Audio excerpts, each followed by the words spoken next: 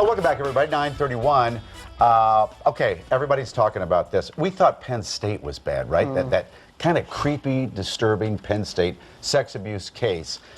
I thought that was kind of rough. This one may top it, though.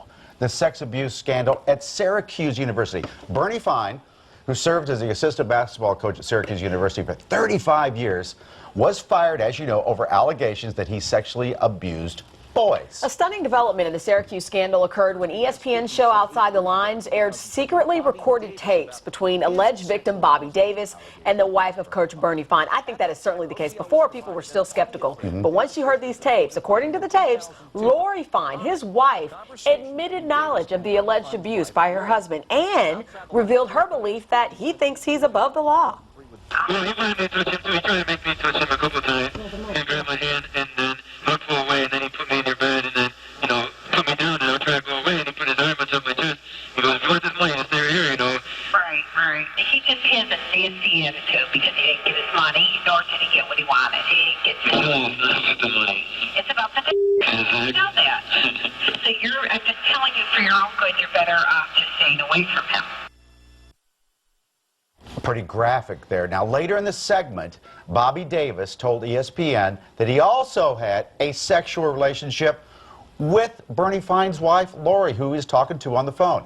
He claims that she initiated the sex and they had sexual intercourse, but this is when he was 18 years of age. So these tapes, just to give you some perspective here, they were recorded in 2002. So this is what a lot of us are thinking. If Lori Fine was so appalled by her husband's behavior, why didn't she tell anyone? I mean, for so long, she held this secret that he was hurting these boys. So to help us understand this, we've asked Dr. Sue Cornbluth, clinical psychologist and a psychology professor over at Temple University, to come in here. You like to be called Dr. Sue? That's wonderful. Dr. Sue, good see morning. you, Dr. Sue. Good morning. By the way, you're also a specialist when it comes to foster care and child abuse. Yes. She knows of what she speaks. So you have a number of reasons why she might not go to authorities against her husband. Yes, but I'd first like to say, can you imagine waking up one day and finding out that your husband is molesting young boys? The father of your children is molesting young boys. You can't imagine, so you can't quite figure out, oh, how would I handle it? If I'm Lori, I think I would call the police. Right, but then if you're looking from the outside in, you may see it very differently than if you are living in these circumstances. Right, my children may lose their father, he may harm me, maybe he's threatening me, we don't know if he told her she better not tell. Oh, is that one of them? Exactly, threats. And what she said in those tapes was that, you know, he liked to get what he wanted.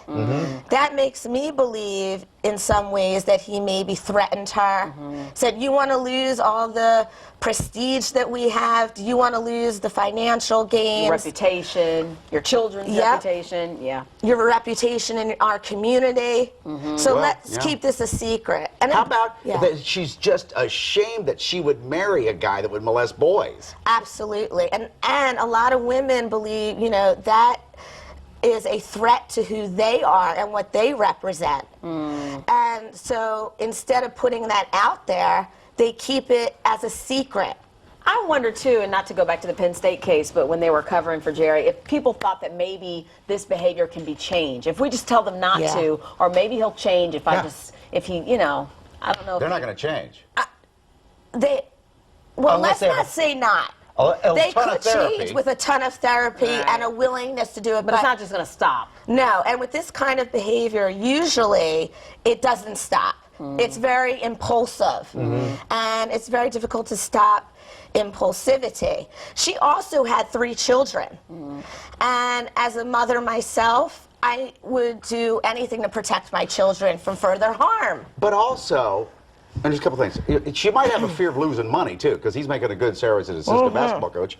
But I guess that's no excuse. No, that's no excuse. We can't trade money for abuse. And we're also dealing with prominent men here in this particular case. Men who, you know, everybody else is in denial. Oh, no, he wouldn't do such a thing. Oh, you're just after money. This is, you know, he would never do such a thing. And it ends up obviously ultimately being true in some cases, but... Absolutely. And it's very interesting that Bernie Fine and Sandusky were both very powerful men. When you are a powerful man in a powerful position, you often feel that you're invincible and that you can get away with anything and convince people of that too. Well, this Bobby Davis, one of the accusers in the Syracuse case, says that he loved Bernie Fine. Yes. He's a kid, 9, 10, 11. Right. And he used to use Bernie Fine's home as his home. He went over there almost every day and played in the basement, raked leaves for him and all that. But he said this guy touched his penis 40 times.